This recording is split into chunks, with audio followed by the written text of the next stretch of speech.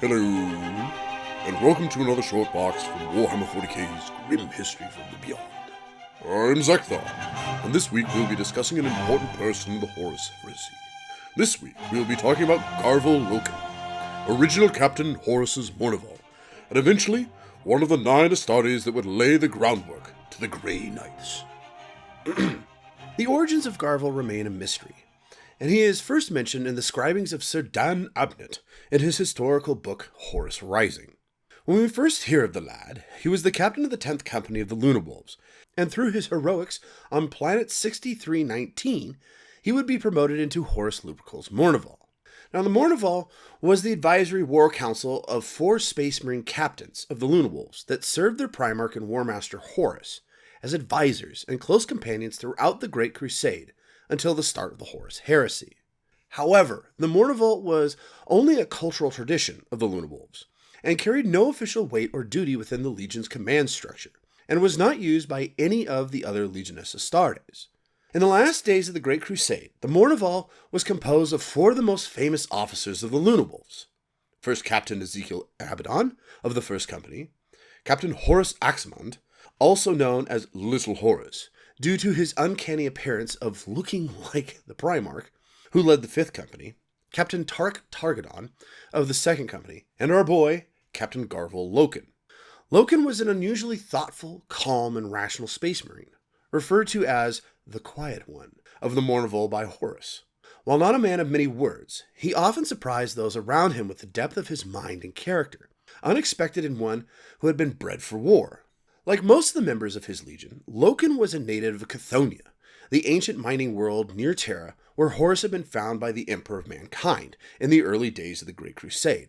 Unlike his fellow Astartes, Loken spent a great deal of his time reading and studying ancient writings, such as the Chronicles of Ursh. These were loaned to him from the vast librarium of the ancient human texts aboard the Lunarwolves' battle barge Vengeful Spirit by his friend and iterator, Garviel Sinderman. It is the insights gained from this study that enabled Loken to see the corruption of chaos for what it was, as it took hold of Horus and most of the Legion around him. It was his devotion to tell the truth at all costs, and his loyalty to the Emperor that ultimately placed him at odds with those who followed Horus into darkness. Loken was highly regarded as a warrior and commander by both his brethren and his Primarch, admired for his cool head and intelligence as well as his record in battle. Yet his relationship with Abaddon was always strained, thanks to his calm, thoughtful personality, constantly clashing with Abaddon's volcanic temper and gruff nature.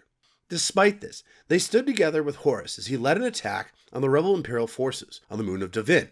When the War Master was mortally wounded in battle there by a Nurglite, the former planetary governor of Davin, Eugen Temba, who used a chaos-infused relic blade known as the Kenbrock Anatheme, to poison Horus with a Nurgle-spawned toxin that not even his superhuman immune system could defeat. It was Loken who vocally and absolutely opposed the idea of taking Horus to a chaos temple, known as the Temple of the Serpent Lodge, on the world of Davin to be healed by shamans who were essentially chaos sorcerers. While Abaddon and Horus Aximand opposed him in their desperation to save Horus Lupercal's life by any means necessary, Tarak Torgadon stood with Loken in believing that such a violation of the imperial truth could only lead to even greater harm than the Primarch's death. The rift in the Mournival over this issue nearly came to violence, but Loken ultimately gave into the broader Legion's feelings on the issue and chose to wait to see the result. This was a mistake, which Loken would only realize when his Primarch betrayed him and his brother Captain Tarak on Estvon III. Now, we will skip ahead a bit to the end of Estvon III because Yuxin and I will be covering that in 2 weeks. All you need to know about this is Estvon III was the culling of all those in the traitor legions who remained loyal to the Emperor, as well as the fact that Loken was one of the few survivors of this culling. Unfortunately, Loken's mind had been broken by the trauma of the betrayal, and because of his wounds, he had lost both his memory and his identity. Instead, he took up a new role and named himself Cerberus, after the ancient Terran legend of a hound who guarded the gates of the underworld. Loken chose this identity because he believed that death had rejected him. He became the monster, who now haunted the burnt and broken ruins of Estvon III for over a Terran year, killing the other supposed survivors of the betrayal, believing himself to be the last loyalist space marine in existence. This changed when Captain Nathaniel Garro, formerly of the Death Guard Legion, and now serving as Malcador the Sigillite's Agenta Primus, after his escape from Estvon III on the Imperial frigate Eisenstein, returned to Estvon III. Garro was sent with the express purpose of searching for Loken as a recruit to join the Knights Errant, the covert group of loyalist space marines that Malcador intended to found on the Emperor's orders, which would later become one of the foundations of the Imperial Inquisition. They encountered a handful of survivors who spoke of a beast that hunted them. Taking matters into his own hands, Garro went to the lair of the so-called beast of Estvon III, and on discovery of the long-dead corpse of Tarek Targadon, he was attacked by an unkept, nearly psychotic Cerberus. After a lengthy battle, during which Cerberus escaped, Garro and his companions discovered that the human survivors of the virus-bombing Estvon III were in fact demon hosts, who had been transformed into undead plague zombies of Nurgle, when the virus bombing had weakened the barrier between the Immaterium and Estvon III, allowing the Plague Lord's influence to reign supreme.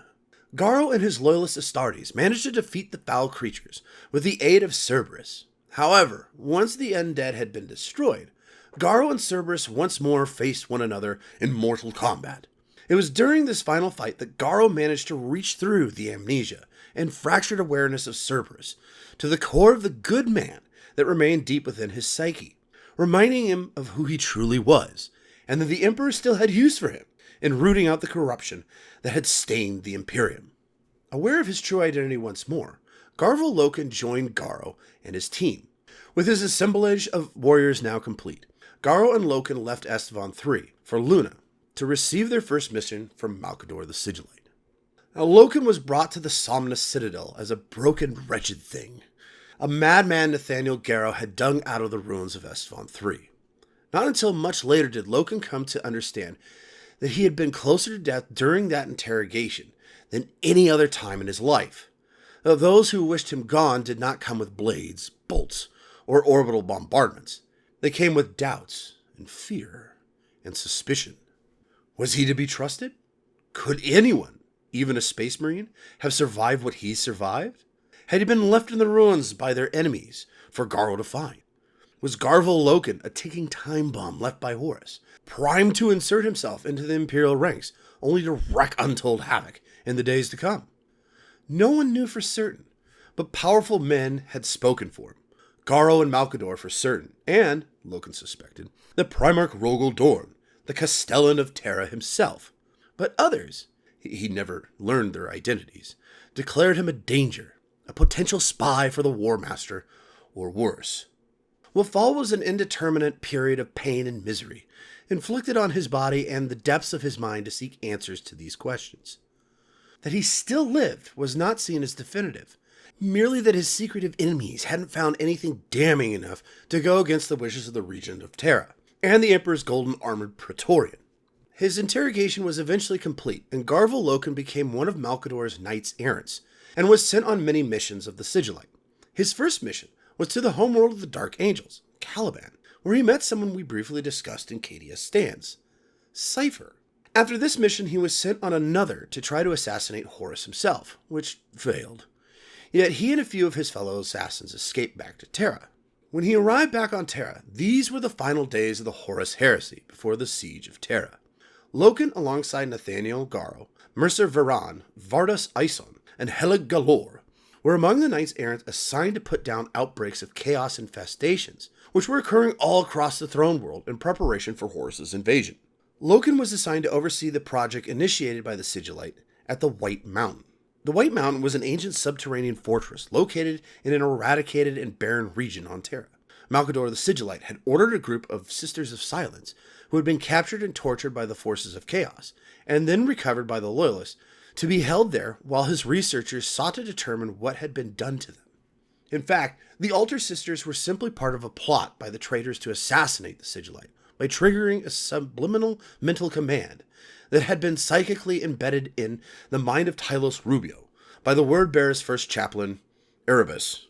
Rubio was one of Malcador's knight-errants who had fought at the Battle of Kolth, where the hidden changes to his mind had been made. The plot was initiated when the White Mountain came under assault by chaos cultists and the demon of Nurgle known as the Lord of Flies. On the slopes of the White Mountain, Loken, Garl, and the other knights errant managed to defeat the Chaos Assault, though Macer Varan was mortally wounded and then possessed by the Lord of Flies, who attacked the World Eater's comrades. But the possessed Astartes froze when he confronted Loken, who tried to remind him of their friendship and who he was, a man who was never mastered or controlled by anything as foul as a chaos demon. Loken's intervention summoned a spark of Varan's old defiance, and the World Eater found the willpower to force back the demon's assault and destroy himself using a brace of grenades he ripped from Loken's armor. The demon's hold on real space was finally destroyed by the Sigillite himself, who had arrived on the exterior of the mountain and used his psychic abilities to burn the demon and its remaining plague flies to ash. Shortly after the end of the battle for White Mountain, Loken and 8 other knights errant were brought to a chamber deep beneath the Imperial Palace complex. There they met with the Emperor himself, who revealed that the 9 Astartes were intended to become the founders of the new order of Space Marines, who would combat the horrors of the warp to keep humanity free of the influence of chaos. But to join the new order, each of the chosen Astartes needed to be willing to leave their pasts and all that they had once been behind and start anew. Each would take up a new name and identity as they became the leaders of this new order. Loken was intended to become Cryos, one of the founding grandmasters of what would later be known as the Grey Knights. But upon seeing the Emperor in person for the first time, he realized that this destiny was not his. He refused the new identity offered by Malcador and returned to the surface. He was unwilling to surrender his past, for he needed to face the Sons of Horus one more time and gain vengeance for the War Master's betrayal in the terrible battle of the Siege of Terra to come. And so, he arrived on the Vengeful Spirit, Horus's flagship, to confront his father.